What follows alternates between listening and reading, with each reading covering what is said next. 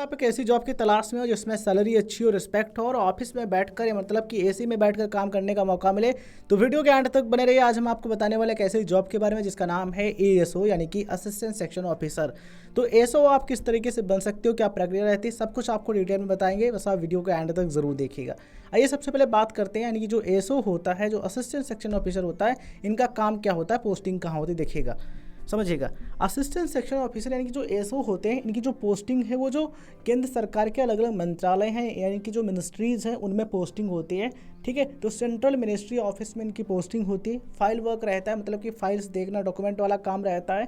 कुल मिलाकर के एडमिनिस्ट्रेटिव सपोर्ट इनको देना होता है, मतलब कि प्रशासनिक सहयोग करना होता है। ठीक है, तो फाइल वर्क रहता है, कंप्यूटर बैठ कर के काम जो है वो देखना होता है ऑफिस में बैठ कर के। ठीक है, सेंट्रल गवर्नमेंट का जॉब है, बढ़िया सैलरी होती है, साथ में आपको ऑफिस वाला काम मिलता है।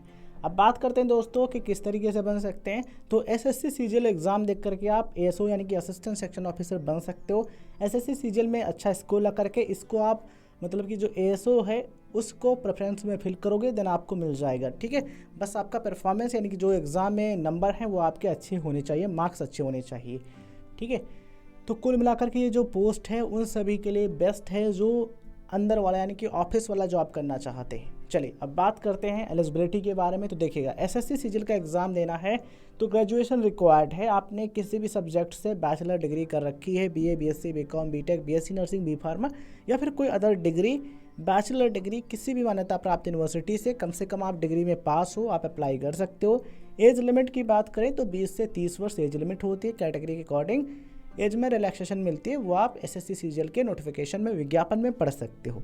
ठीक है, सिलेक्शन प्रोसेस की बात करें तो टियर 1 एग्ज़ाम देना होता है। इसको क्लियर करने के बाद टियर 2 एग्ज़ाम होता है। इसको क्लियर करने के बाद document verification, medical, final merit list, इस तरीके से जो है सिलेक्शन प्रोसेस रहता है। ठीक है, फाइनल मेरिट लिस्ट में अगर आपका नाम आता है देन आप फाइनली सेलेक्ट माने जाते हो। अब बात करते हैं दोस्तों एग्ज़ाम सब्जेक्ट की। तो इसमें आपको मैथमेटिक्स, रीजनिंग, जीके और इंग्लिश, इन सभी सब्जेक्ट से क्वेश्चंस मिलते हैं। प्रिपरेशन के लिए आपको देखो अच्छी स्ट्रेटेजी बना करके सही स्टडी मटेरियल और कंसिस्टेंसी के साथ तैयारी करनी होगी, तभी आपको सफलता मिलेगी। इसमें आप कोचिंग सेंटर्स की हेल्प ले सकते हो, बिकॉज देखो क्या है ना, टाइम के साथ कंपटीशन बहुत बढ़ चुका है, बहुत से युवा अप्लाई कर रहे हैं, तैयारी कर रहे हैं। तो ऐसे में आपको कम समय में ज़्यादा से ज़्यादा पढ़ना होगा, तभी आप कवर कर पाओगे और टाइमली आप जॉब ले पाओगे। बात करते हैं एसओ के वर्क प्रोफाइल के बारे में। तो जैसा कि हमने आपको बताया था कि ऑफिस का काम रहता है, जो भारत सरकार के जो मंत्रालय हैं, जो मिनिस्ट्रीज़ हैं, उनमें आपकी पोस्टिंग होती है। उनमें मतलब कि जो मिनिस्ट्री का ऑफिस होगा उसमें आपको ऑफिस का काम करना होगा, डॉक्यूमेंटेशन, मिनिस्ट्री कोऑर्डिनेशन, कुल मिलाकर डेस्क पर मतलब टेबल पर बैठ कर के काम आपको करना होता है। ठीक है, तो ये काम रहता है। अगर आपकी पोस्टिंग हो जाती है मिनिस्ट्री ऑफ एक्सटर्नल अफेयर्स मतलब कि विदेश मंत्रालय में, देन वहाँ आपको फॉरेन पोस्टिंग मिल सकती है। और बहुत से स्टूडेंट्स इस ड्रीम जॉब को पाना चाहते हैं। तो अगर आपका भी ड्रीम है देन आप जो एएसओ इन MEA है इस पोस्ट के लिए अप्लाई कर सकते हो। सैलरी की बात करें तो 60 से 90 हज़ार रुपये प्लस आपकी सैलरी हो सकती है स्टार्टिंग।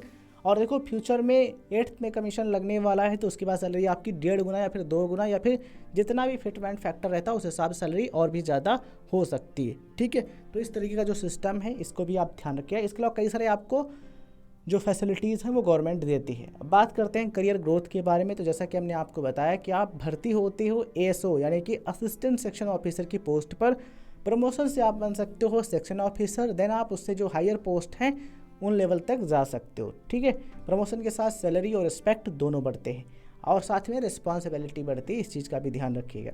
अब बात करते हैं दोस्तों इस जॉब के फ़ायदे और नुकसान के बारे में। देखिएगा इसमें फ़ायदा क्या भैया, एसी ऑफिस में आपकी पोस्टिंग होती है, अच्छी सैलरी है, रेस्पेक्ट है, गवर्नमेंट जॉब की सिक्योरिटी है, स्टेबिलिटी है ना। नुकसान क्या हो सकते हैं, डेस्क का जॉब है, फाइल्स का लोड है, और जब आप तैयारी करते हो तो उस कंपटीशन एग्ज़ाम को निकालना मुश्किल होता है। तो कुछ फ़ायदे कुछ नुकसान है, कुल मिलाकर के बढ़िया जॉब है।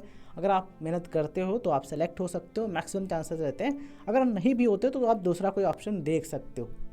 अब बात करते हैं दोस्तों प्रिपरेशन टिप्स के बारे में। तो समझिएगा प्रिपरेशन टिप्स क्या, किसी भी एग्ज़ाम को अगर आपको क्लियर करना है तो सबसे पहले उसके बारे में पूरी जानकारी हो, है ना, एग्ज़ाम पैटर्न सही से पता हो, और उसका जो टाइम लाइन है जब से जो एग्ज़ाम कराया जाता है ना, उसका फॉर्म बनने से लेकर के हर एक स्टेप को ध्यान से देखिए और फिर आप अपनी एग्ज़ाम की जो स्ट्रेटजी है उसको सही तरीके से बनाइए अपने अकॉर्डिंग, दूसरे के अकॉर्डिंग नहीं, क्योंकि आपको पढ़ना है और आपकी पढ़ने की जो कैपेबिलिटी है, जो क्षमता है वो अलग हो सकती है।